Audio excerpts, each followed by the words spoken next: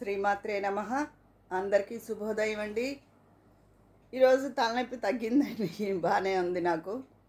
నిన్న చాలామంది చాలా చిట్కా చెప్పండి అంటే చాలా చెప్పారు.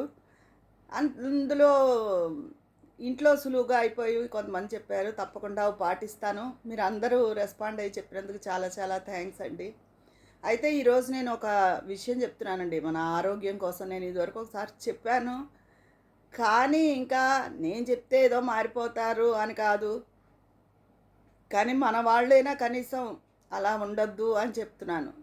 మొన్న ఆ మధ్య అంటే చాలా రోజులైంది. నాకు బాగా జ్వరం వచ్చిందని చెప్పాను చూసారా ఒకసారి. అప్పుడు ఈయన కర్రీస్ తీసుకురావడానికి వెళ్ళారు. కుక్కర్ ఎలాగో పెట్టాను. వెళ్తే అక్కడంతా చాలామంది మగవాళ్ళు ఉన్నారట హోటల్ దగ్గర. వాళ్ళలో వాళ్ళు మాట్లాడుకుంటున్నారట. వాళ్ళు పార్సిల్ ఇచ్చి లోపల ఈ ఆడాళ్ళు అసలు వండడమే మానేశారు. ఎంతసేపు ఫోన్ పట్టు కూర్చుంటున్నారు. లేకపోతే ఫ్రెండ్స్తో ఫోన్లో కబుర్లు తెచ్చేయండి అని రిక్వెస్టింగ్గా అడగడం. అసలు వంట చేయడం లేదు అని చెప్పుకుంటున్నారట. ఈయన అనుకున్నట్ట అయ్యో ఇలాగా చెయ్యట్లేదా ఆడవాళ్ళు, చేసి వాళ్ళకి కూడా అన్నీ కూడా ఆ కోవలోకి కట్టేస్తారు ఆడాళ్ళందరినీను, ఏదో మనం బాగుండక తెచ్చుకుంటే అని కొంచెం ఫీల్ అయ్యారు. సరే తీసుకొచ్చి ఇంటికి వచ్చి చెప్పారు.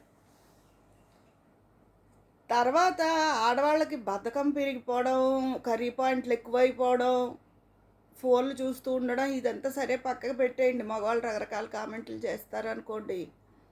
కానీ కల్తీ బాధ ఎక్కువైపోయింది కదండి. ఇప్పుడు హైదరాబాద్ వంటి పెద్ద పెద్ద ఊళ్ళలో దారుణమైన కల్తీలు అని చెప్తున్నారు. ఏవో చిన్న గల్లీ హోటల్స్ వాటిలో కాదు, పెద్ద పెద్ద 5 స్టార్ హోటల్స్లో కూడా చాలా కల్తీ జరుగుతోంది అని చెప్తున్నారు.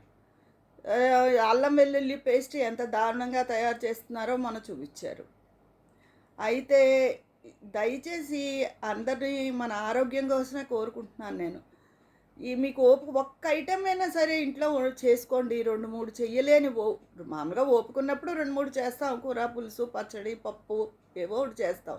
ఓపిక లేనప్పుడు ఒక్క కూరైనా చేస్తే ఇంట్లో ఊరగాయలు ఉంటాయి. పెరుగు, ఈ కూర, ఊరగాయలు వేసుకు తింటారు. అంతే. దయచేసి హోటల్స్కి వెళ్ళొద్దండి ఎవరును. కాస్త పిండి ఆడేసుకుని ఇడ్లీదో దోసకో ఫ్రిడ్జ్లో పెట్టుకుంటే వస్తాయి కదా ఒక 3 రోజులు. మళ్ళీ లోపల ఓపిక వస్తుంది కదా. రోజు ఓపిక లేకుండా అయితే ఎవ్వరూ ఉండరు కదా. ఇంకా ఉద్యోగం చేసి వాళ్ళు అంటారా, ఎలాగో అలా ఓపిక తెచ్చుకుని కాస్త పెందరాళే లేచి మీరు కూడా అలాగే పిండి, మీకు సెలవు వచ్చిన రోజున పిండిలు ఆడి ఫ్రిడ్జ్లో పెట్టుకుని ఏ కారపొడి అలాంటివి కూడా ఆడి పెట్టేసుకుంటే దోశల్లోకి అవి నలుచుకున్నా బాగుంటాయి. రోజు ఏ చట్నీ చేయక్కర్లేదు. కాస్త ఆవకాయ పెసర నలుచుకునైనా తినచ్చు. అంతేగాని ఆయిల్స్లో వేయించిన మైసూర్ బజ్జీలని ఎగబడిపోతారు కుర్రాళ్ళు ఎక్కువ. అవి తినకండి అమ్మా. ఎంత కల్తీలు చెప్తున్నారో. మీరు మూడు పెళ్ళం కష్టపడి ఉద్యోగాలు చేసుకుని ఇవి తిండ్లన్నీ బయటకు తింటే ఏం ఉపయోగం ఆరోగ్యం లేకపోయిన తర్వాత. అలాగే పెద్దవాళ్ళైనా సరే ఏదో ఒకటి వండుకోవాలి. ఏదో ఒకటి వండుకుని ఏదో ఒకటి తినాలి. పూర్వం వాళ్ళు మా పెద్దవాళ్ళు వాళ్ళు మళ్ళని అయితేయే ఏమైతాయే అప్పుడు ఇలాంటివి లేవు. వాళ్ళే వండుకునేవారు కష్టపడి. అలాగే అంటే అప్పటి తిళ్ళు ఓపిక ఇప్పుడు లేవంటున్నారు. కానీ ఇంకా ఈ ఉన్న ఓపికను కూడా మనం బయట నుంచి కష్టాన్ని కొని తెచ్చుకుని ఉన్న ఓపికను కూడా లేకుండా చేసుకుంటాం. వాళ్ళు పదే పదే వాళ్ళ బిజినెస్ కోసం వాళ్ళు చూసుకుంటారు. పదే పదే వాడిన నూనెను వాడి అవి మంచిది కాదు కదా మనకి.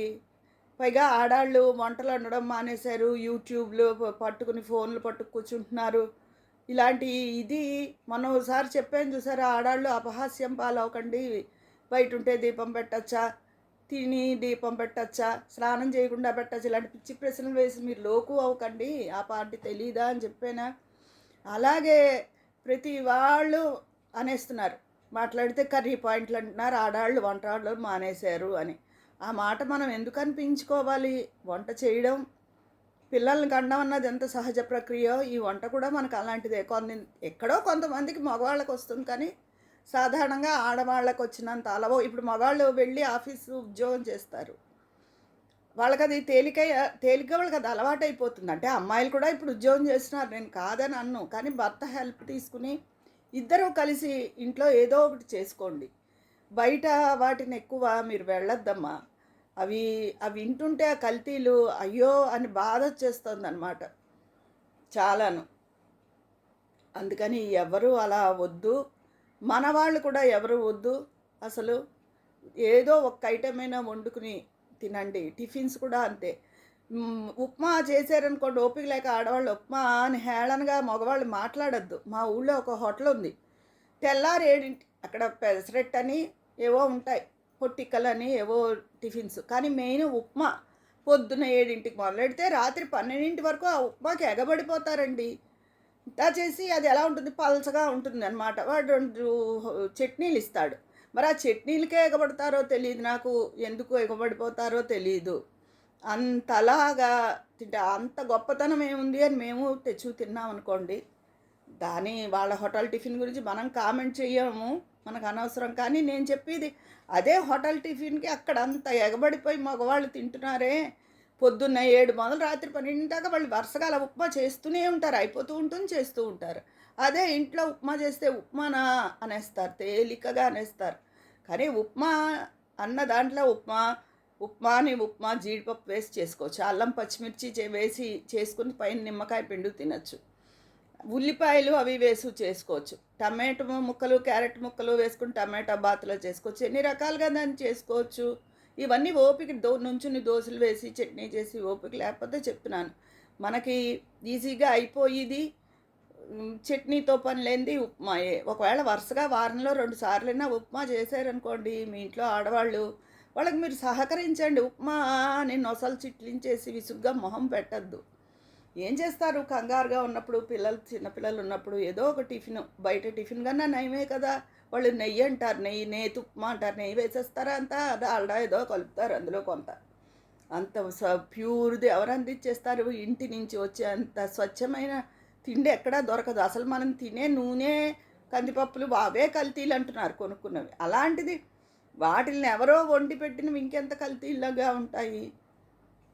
అందుకని ఆరోగ్యమే మహాభాగ్యం. ఆరోగ్యం తర్వాతే ఏ ఉద్యోగాలు చేసి ఏం సంపాదించుకున్నా, ఏం నిలవలేసుకున్నా, ఇల్లు కొనుక్కున్నా, ఏం చేసినా ఆరోగ్యానికి ఫస్ట్ ప్రిఫరెన్స్ ఇవ్వండి. ఇంటి ఫుడ్కే ప్రిఫరెన్స్ ఇవ్వండి. ఒక్క ఐటెం అయినా భార్య చేసినది తినండి. ఒక ఊరగాయ వేసుకోండి, అంత పెరుగన్నం తినండి చాలు. ఎక్కువ ఐటమ్స్ చేసి ఓపిక ఆవిడకున్నప్పుడు ఇల్లాలకి ఓకే, వెల్ అండ్ గుడ్. అందుకని ఎవరు పిల్లలు కానీ పెద్దవాళ్ళు కానీ ఎవ్వరు కూడా ఓపికలు లేవు అనద్దు. ముందు వంటకి ప్రాధాన్యత ఇవ్వండి. భగవంతుడికి దీపానికి ఎలా ప్రాధాన్యతో వంట కూడా భగవత్ స్వరూపమే. అన్నం పరబ్రహ్మ స్వరూపం. అన్నం అంటే తెల్ల అన్నం ఒకటే కాదు, అందులో ఉండే పదార్థాలు కూడా ఆ అన్నపూర్ణాదేవి భిక్ష మనకి. ఆ తల్లిని తలుచుకోండి, వంట చేయండి, మీకే శక్తి వస్తుంది. వంట ఒక్క పదార్థమైనా చేసి ఓపిక లేనప్పుడు సంగతి. నేను ఒక పదార్థం ఒక ఐటెం అనేది ఓపుకున్నప్పుడు 2-3 చేసుకోండి. ఏమైనా పొళ్ళు ధనియాలు అన్నీ వేసి చూపించా, మంచి కారపొడి, నువ్వుల పొడి, ఇలాంటి పొళ్ళు అవి కూడా ఆడి పెట్టుకోండి. చక్కగా అవి కూడా వేసుకుని అన్నంలో కలుపుకు తినచ్చు. కందిపొడి అలాంటివి చక్కగా ఉండండి. చారు లాంటిదో పులుసు లాంటిదో పొద్దునప్పుడు పెట్టుకుంటే సాంబారో 2 పూట్లా తినచ్చు. ఒక కూర చేసుకోండి. మీ ఓపిక పొగలు అలా చేసుకోండి. రాత్రి ఊరగాయలు కందిపొడో ఏవో వేసుకుని తినండి.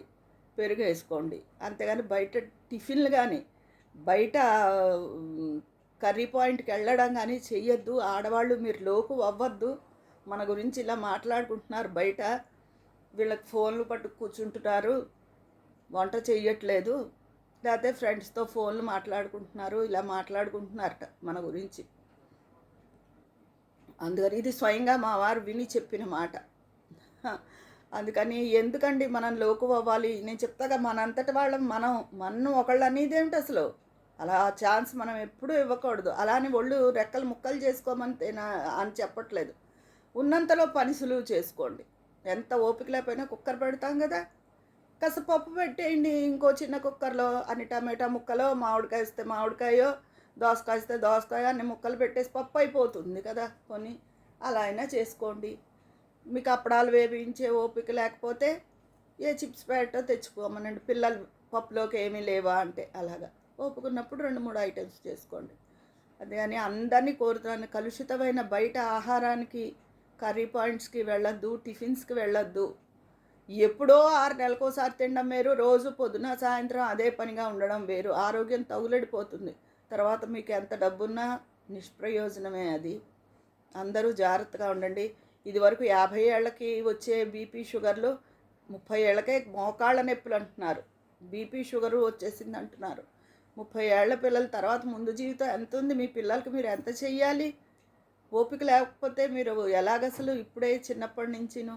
అలా పెద్దవాళ్ళు కూడా ఈ రిమైనింగ్ మనం ఉన్న జీవితం అంతా కూడా మనం తిరుగుతూ గడపాలి కదా, ఎవరి మీద ఆధారపడకుండా. అలా ఉండాలి అంటే మీకు మీరు ఒక్క పదార్థమైనా వండుకుని తినండి. ఇది మీ అందరినీ నేను ఎంతో రిక్వెస్ట్ చేస్తున్నాను. మన ఛానల్ వాళ్ళని ముఖ్యంగా, మిగతా ఈ వీడియో చూస్తే ఎవరు చూస్తే వాళ్ళందరికీ కూడా. అలాగే ఎవరైనా ఇంకా కొత్త వాళ్ళు ఉంటే సబ్స్క్రైబ్ చేసుకోకపోతే నా ఛానల్ సబ్స్క్రైబ్ చేసుకోండి. మీకు నచ్చితే లైక్ చేయండి, షేర్ చేయండి. ఈరోజు మీ అందరికీ నేను చెప్పే విషయం ఇది. కామెంట్ బాక్స్లో మీ మీ అభిప్రాయాలు తెలియజేయండి. అక్కడ మాట్లాడుకుందామా మరి? మీ స్నేహితురాలు విజయ పన్నాల.